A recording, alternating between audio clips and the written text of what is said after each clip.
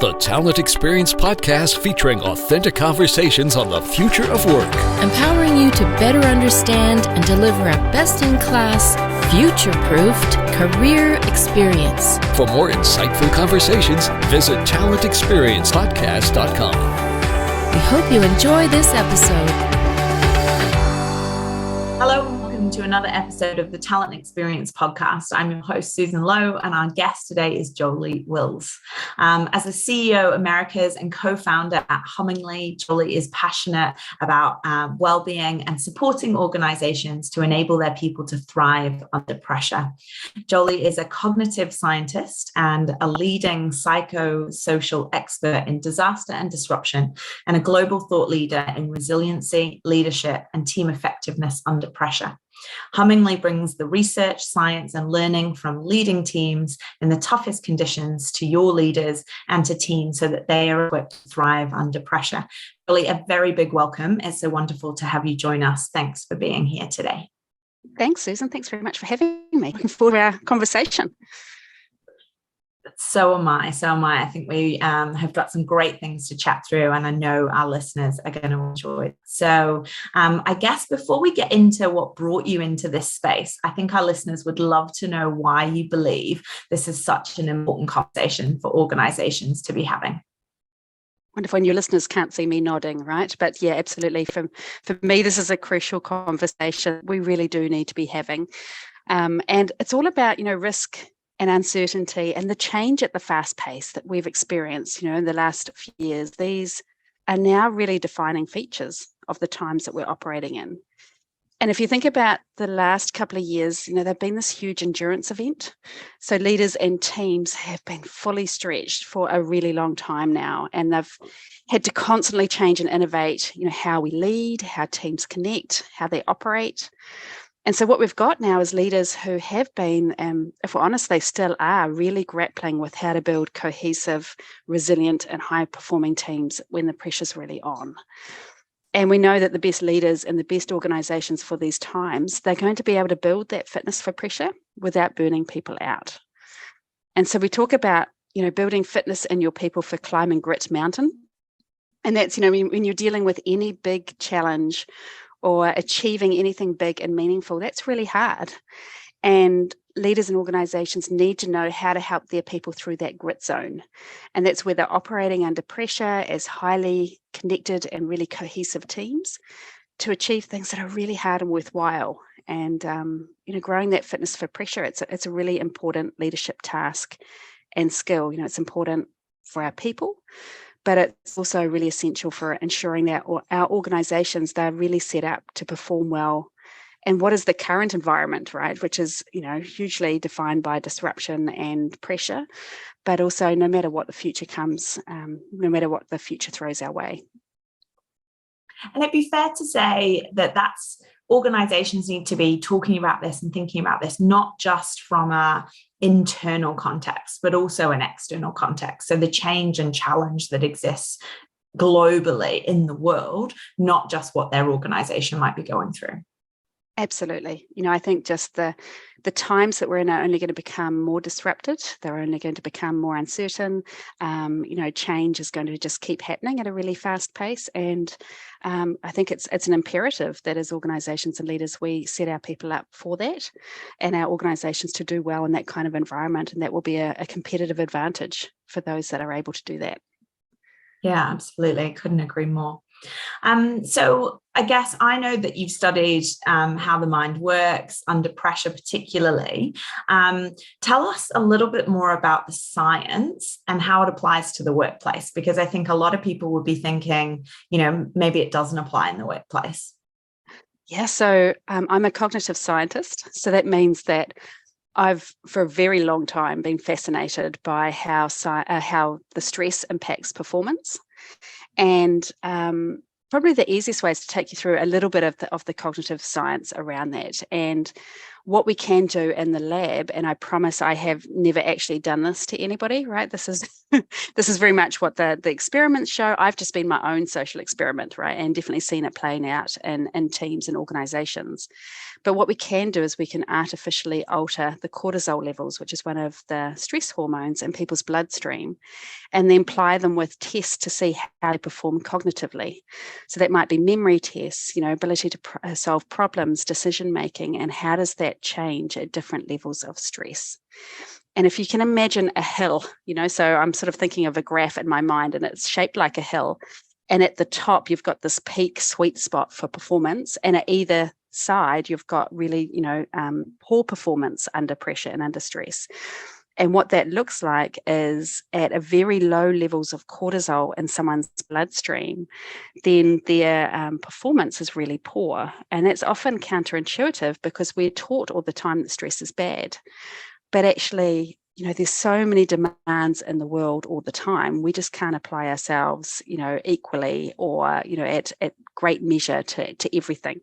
And so we need to have some pressure and stress to be able to perform well, right? So if we don't care enough or we don't have enough skin in the game, then we're not really going to apply ourselves, to the best of our abilities. So poor performance when stress is low. And then if we increase the stress levels, we hit the beautiful, sweet spot at the top of that hill where we perform, we really step up and do amazing things. It's not comfortable. We're often doing things that are new and uncertain. And you'll see this in teams and organizations as well as individuals. But this is where people bring their all and they do incredible things, and that's that real peak spot of performance. But then if stress goes on for too long or becomes too much, we slump down the other side. And our performance is pretty appalling, really, in terms of our decision making, our problem solving, short-term thinking instead of strategic thinking, and our ability to be able to collaborate and relate constructively to others in teams. All of that really crashes. And at that point, we're often really putting in even more effort because things aren't going so well. So, the connection between effort and performance has gone. And it's very much at that point, the impact of too much stress or that, that cumulative load for people. And it's biological, right? It's one of those things. It's not about intelligence or toughness. It's just understanding that actually this is a biological, mechanism that happens to all of us. And we need to understand what that looks like in an organization if we're to support performance under pressure. And I think, the other thing to know is that, that prolonged pressure is really harmful if we do not manage it well, right? If we load people up for too long, with too much, we can break the most resilient of people. But if you think about the top of that graph, it's really the best thing that we can do is understanding that pressure provides the best conditions for personal and professional growth. It just takes getting intentional as an organization or as a leader to really tip the balance towards growth and performance under pressure and away from damage. And that's not as hard as it sounds. Yeah. And I think it's, it's a really small example, but I think one of the things we can all probably resonate with is that peak performance that we experience when we're about to go on holiday. There's nothing like that deadline of needing to get to the airport that gives us the pressure that drives that laser focus. Yes. And I don't know about you, but, increased productivity that you never see at any other time. Yeah, that's a great example for sure. It is that laser focus and just, getting amazing, getting things done, churning through it in a really productive way. That's when we're most effective, most efficient, right? If we slip down the other side, then no matter what we do, we've lost that efficiency and effectiveness. Yeah. Yeah, nice. Thank you. And I guess, with all of that in mind, and our listeners will be able to hear, the passion behind kind of, what you're talking about and how important you see this being for organizations. How did Hummingly come to be? Tell us the story. Well, there is a bit of a backstory, right? I guess like everything. So I have a co-founder, Elizabeth McNaughton, who is back in New Zealand. She looks after Australasia. And between the two of us, we tend to say that our careers have quite literally been a series of disasters. And we mean that in the literal sense. Think tsunamis, massive earthquakes. So leading teams after these huge events in the most difficult of circumstances. And we met working on the Christchurch earthquake. So Christchurch is my home city in New Zealand. And at the time, we're leading a team, and we had a team that's just under immense pressure. So you can imagine there's so much at stake when you're playing a part in rebuilding a city, but also supporting the population through everything that's going on for them. So, massive amount at stake, and not performing as a team or failing just wasn't an option for us, as you can imagine. And through all of this, we had people operating under really prolonged pressure. And, there was 15,000 aftershocks over the period of 5 years. There was, a lot of people impacted by the event themselves, as well as supporting others. So very much like people have experienced with COVID, in the last few years. And we just knew that we needed to find a way to sustain our team so that they could really sustain their performance and the support, the mission, essentially, it was really critical for us to find a way to sustain them so they could do their best work. And the reality was, we threw everything we could think of at this team, everything that you would typically do around wellbeing and resilience. We tried it all. And, as a cognitive science, I knew how important this was going to be. And we were still burning them out. That was the reality. We were just burning people out at a slower rate than everyone else around us, because we were being proactive. But it was a very sobering reality. And that led me to think there's got to be a better way. And there wasn't any research or guidance out there at the time that could really help us with that. When people are working under prolonged pressure, how do we support them then? So I ended up with a Winston Churchill Fellowship, which meant I could visit all these different disaster zones around the world, not looking at the initial days or weeks, but looking at that long tail of prolonged and cumulative pressure, which a lot of us can relate to in our organization's disaster or not, and wanting to understand were we alone, obviously, in these impacts. And of course we weren't. And the last few years have really painted that in a very predictable way, in the same way that we saw in this research. But also, what did we need to do differently and better? So, for us, what followed from that was a decade of, creating and refining and deploying the training and tools organizations and leaders and teams really need to get very practical and very intentional about supporting their people to perform when the pressure's on, and to prevent burnout, to prevent that team dysfunction and turnover. So essentially, we want all the good stuff and none of the bad stuff that pressure can bring. And then, of course, the world changed, and it wasn't just disaster organizations that needed this; it's organizations the world over that can really benefit from what we do. So that's a little bit of the backstory. Yeah. Amazing, thank you. I guess we're seeing at the moment the horrific images in the news of what's happening in Turkey, and at a much greater scale, given the location of that region, than what you experienced in Christchurch. What would be your advice for organisations that have got sites or employees that are based in that particular part of the world? I think one of the things is to stay connected and check in. A lot of people will find it hard to know what they need at this point, but just to understand what one person needs and how they're affected is going to be very different to what someone else needs. So being very flexible in your approach to the support on offer, very practical at this point, but also very understanding of the adrenaline that may be flowing for people. And that's going to come with massive tiredness, as the reality sets in and a lot of that adrenaline wears off. And I think one of the most important messages is to know that this is going to be a long haul for people. So what we tend to see, it's a very natural human reaction, the lights, the sirens, the attention are there in the short term. Huge amount of support will rally around those that are affected. And that need for support is going to be very ongoing, and then feel forgotten as our attention naturally drifts elsewhere. So just be prepared to be there and support in the long run for people through time. They're going to need your support in organisations in practical ways, or just checking in to see how people are doing and acknowledging what they're going through in the next not just months but years. Nice. appreciate that. And I'm sure our listeners who are in that situation and supporting people in that part of the world will no doubt find that a valuable piece of advice. But as you mentioned, it's not just disaster organizations. All organizations are facing this challenge and should be having this conversation. So I'd love to know, you obviously do quite a bit of keynote speaking. You Hummingly run workshops with organizations. What would you say is the most important tip or piece of advice that you share either during a keynote or during one of those amazing workshops? I think the most important pieces we've covered some of, and that is the importance of pressure proofing your people. I think that cumulative and prolonged stress is hazardous. But also that we have the power to tip the balance towards growth for our organisations and our people rather than damage. That would be the main things. But in terms of something new, I can tell a story if that's helpful. If that's, getting a nod. Yeah, okay, so yeah.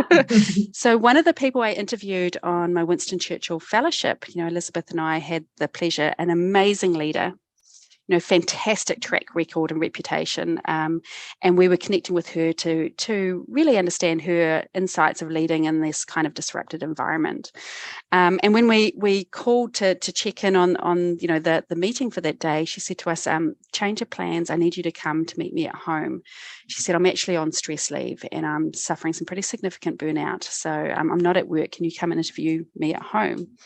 As you imagine, we sort of said, well, we can postpone. Does it need to be done today? And she said, no, it's more important now more than ever. Please come and see me.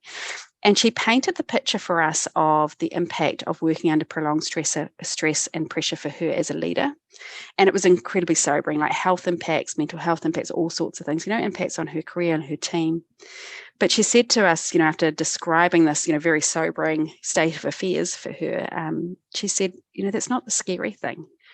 So, well, what's scarier than that? And she said, I actually stopped when I got off that treadmill of running just constantly so hard, so fast for so long. She said, I stopped and I took stock and I looked at my team and realized they were only about 3 weeks behind me in terms of burnout on that front. And so a really important message we often give organizations and leaders is to understand that we lead others to where we ourselves are at. And leaders have given and shouldered a huge amount and buffered teams from so much over the last couple of years. So, for leaders out there, really checking in to see where you're at, because where you're at and how you're doing is going to have a huge influence on how your team's doing. But also for organisations, remembering that leaders have carried a huge amount over the last couple of years and they too are susceptible to burnout. So supporting them is really important. Yeah, what a powerful story, and shows just such a level of self-awareness and, the insights that were gained from that reflection are so powerful as well, not only for her own journey, no doubt, but leadership of her team as well. Such a great piece of advice. Well, I guess, you mentioned before the pandemic, and I guess I want to kind of flip this a little bit differently, because over the course of the pandemic, and particularly kind of post-pandemic, a lot of organizations have really struggled with company culture, with lots of people working from home. This concept of maintaining a connected culture as an employer is something that people are grappling with. And so what role do you think well-being can play in helping support maintain a connected culture? Oh, that's such a great question. I think, you're spot on in the fact that we have the benefit now of more flexibility in how we work, but that's throwing up huge challenges, for leaders in particular. So people have never felt more disconnected from their colleagues, so 65%, whopping 65% feel this way. It's huge, so we're social creatures. And so that really impacts both our well-being and our performance. And so collaboration and team outputs, these are really difficult without that trust or that connectedness that comes more easily in face-to-face connection. So it's definitely a challenge to be grappled with. I understand why leaders, that's a really important challenge to really face and to get right. I'd say in short, it's all connected, well-being, team cohesion, culture, performance, they're all very connected. And at Hummingly, we talk about wellbeing and resilience being a triple responsibility. It's so at the organizational level, it's really vital with leaders in the organization that they put in place approaches to minimize harm, and to support well-being and performance under pressure. But we can also equip teams, that team members have this responsibility, and they can have strategies that they can put in place to support each other under pressure. So, it's at that level as well as with individuals, like making sure that they've got the tools to do well when the pressure's on. So it's not, all on the leaders, but it's about how do we get each of those three levels to step up, but to equip them with what they need to be able to enact their responsibility. So well-being is not just an individual thing. It is about team cohesion. It's about connectedness. It's about organizational culture, risk management. All of these things line up to people feeling and operating at their best, especially when the pressure's on. Yeah, amazing. And I know I'm a big fan of the wellbeing action plan that Hummingly supports. And I think, how organizations could use that within a team environment to have kind of a team plan could be incredibly powerful as well, and really support that connected team culture. So I love that concept. We could keep this conversation going on and on. We could keep talking, for hours, I'm sure. But to wrap us up, I'd like to ask you one last question that we pose to all of our guests on the show. And that is, what do you love most about your work and what you do? And what do you wish you'd have known when you started? I just love those questions. They really get you thinking. I think what I love most is I do feel this moral obligation to pass on that really hard-won learning from leading teams after disasters and from other crisis leaders, right? So we're operating in this world right now with disruption and change as the new norm. So these lessons are incredibly valuable for organizations and leaders everywhere. So for me, it's a real privilege to be able to package that knowledge up in ways that's game-changing for organizations. So for me, it's the aha moments, that sense of relief that we see from leaders when you lay out a simple way forward, and the growth that follows for them and their teams. That's a really special privilege for sure. What did I wish I'd known when I started? I think that we weren't alone with the challenges we were facing in Christchurch. With hindsight, we've seen it play out again and again in organisations everywhere. And with our Winston Churchill Fellowship, that was soon very clear. But that sense of feeling like, is it just us? Like, what are we doing wrong? That sense of, and then realising it's not just us, and actually it's about this is a reaction to the conditions that we're facing, and there are things that we can easily apply.